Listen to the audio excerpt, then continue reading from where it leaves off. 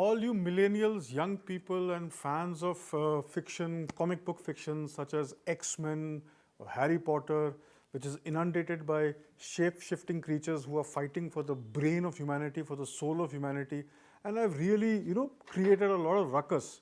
Well, move over, because we've had this thing for a very long time. We've had that genre in the form of Nagin films since the early 1950s up until the 1990s. The reason why Nagin films became very popular in Hindi films is because they offered the ideal setup where you could have all the elements that defined popular Hindi films, like songs, drama, action sequences, and bring together everything in this exotic kind of setting. So you could have the reincarnation theme, which could span generations. You could have the same story set in different locations as well. You could move from the city to the village, or from the village to the city. And most importantly, it gave the opportunity for producers to bundle 5 or 6 interesting numbers. The reason why the genre Nagin genre as well as the film Nagin became so popular had to do a lot with the music of the film. Now, the music of the film was composed by Hemant Kumar, and although Hemant Kumar is credited as the music director of the film's greatest gift to Hindi films was the Bean-inspired Nagin theme.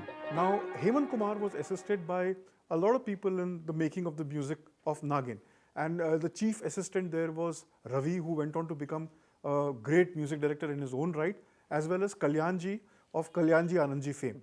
Now, legend has it that that iconic theme was probably created by Kalyanji, who played the clay violin. Now, the clay violin was a precursor to the synthesizer of the 1980s. One of the other musicians who contributed to this song, and perhaps if we were to believe Ravi, came up with the whole theme in the first place, was a pianist, a jazz pianist called Lucila Pacheco. Now, she played a riff on the piano which Raviji thought was too Western in its outlook. So he immediately changed that to sound a little more Indian. That is the story behind the iconic theme from Nagin, which has now become inseparable from the genre. And the minute somebody says, takes the name of a snake-based film, this is the theme that comes to your mind.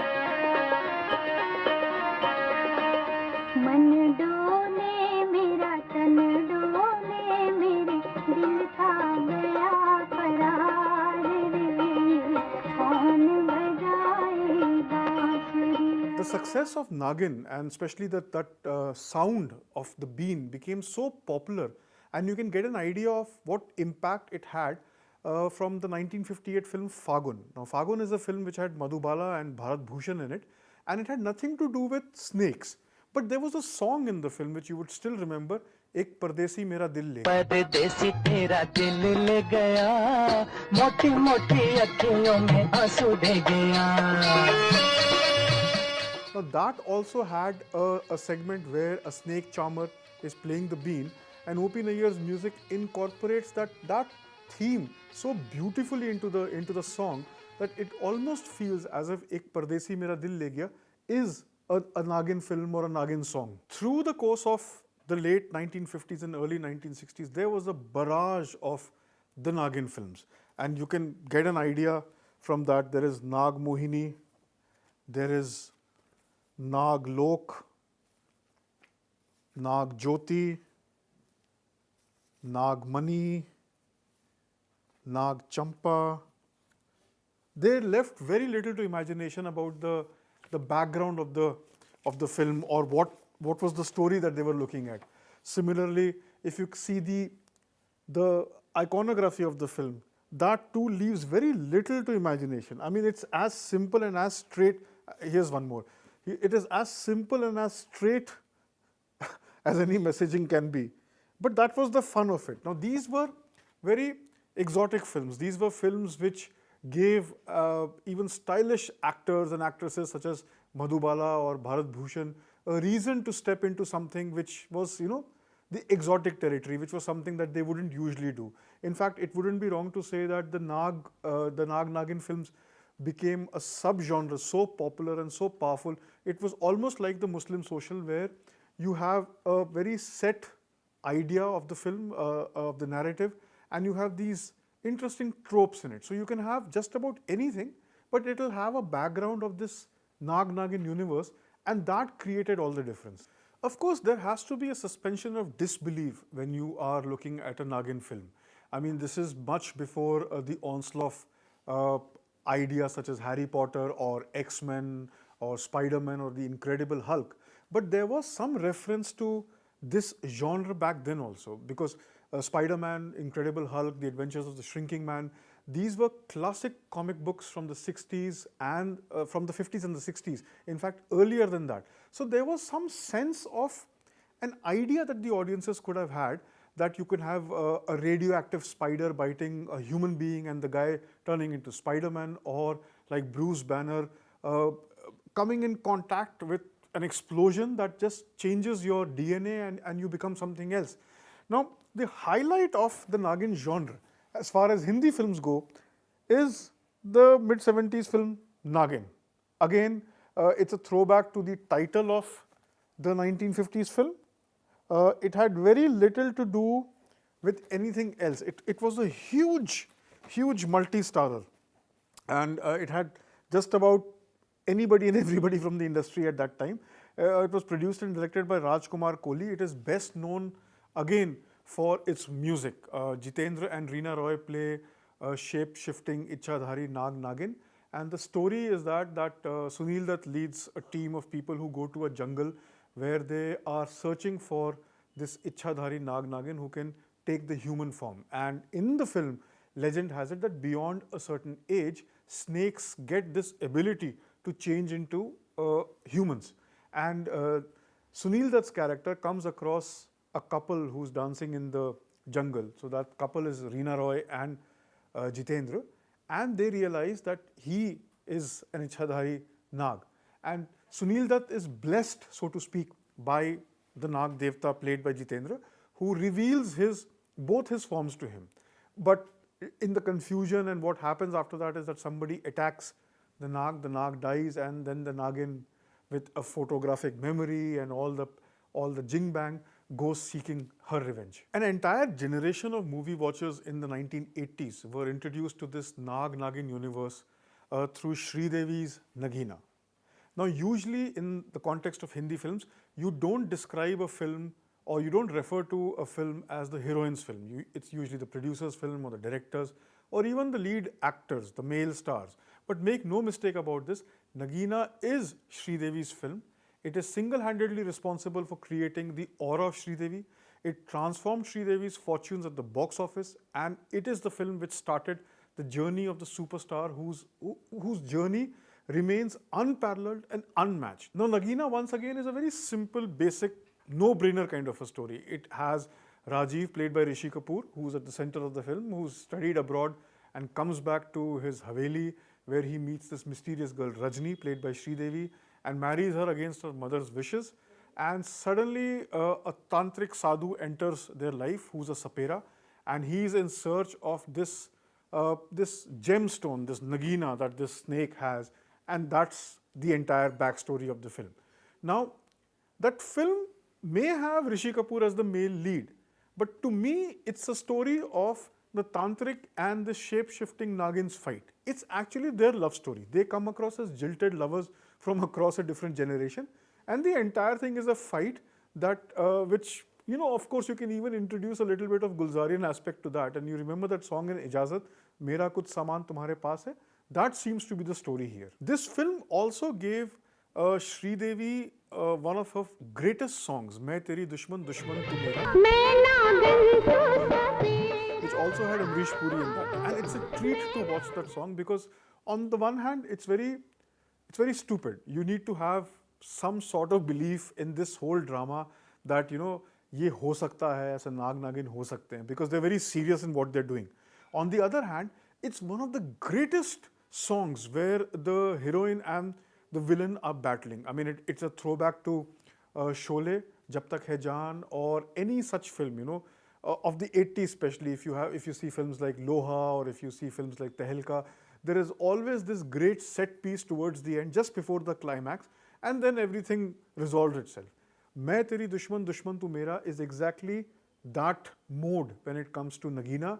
It's also a story of Satyavan Savitri where you take the legend of Satyavan Savitri and you change the setting. So now instead of humans, you have a shape-shifting Nagin who's going to bring her husband back from the claws of death, which is represented by Amrish Puri's character here. Ideally, one would think that the 50s, the 60s, or even the 70s would be the high point of the Nag-Nagin films. But interestingly, it's the year 1989, which is the high point of the genre for Hindi films. Now, this is also the year where you had a film called Nigahein coming out. Nigahein was a sequel, a direct sequel to Nagina, and it was the first instance in Hindi films where such a big budgeted sequel had come out. Unfortunately, that film didn't do that well. It was not a patch on Nagina. It had Sunny Deol, it had Anupam Kher playing the Sapera's role, which was done by Amrish Puri in Nagina. But that film hardly met any success, and in fact, it kind of also put off people the whole Nag-Nagin thing. Now, you would only think that the failure of Nigahein would have, spoiled the ride, but that didn't happen. In a single year in 1989, there were films like Nache Nagin Gali Gali that had Meenakshi Seshadri playing the Nagin with Nitish Bhardwaj, who played Krishan in the TV series Mahabharat. That year also had Tu Nagin Main Sapera that had Shikha Swaroop and Sumit Sehgal, a completely forgettable film if there was any, because nobody remembers this film anymore. There was also Mandakini and Rajiv Kapoor's Nag-Nagin.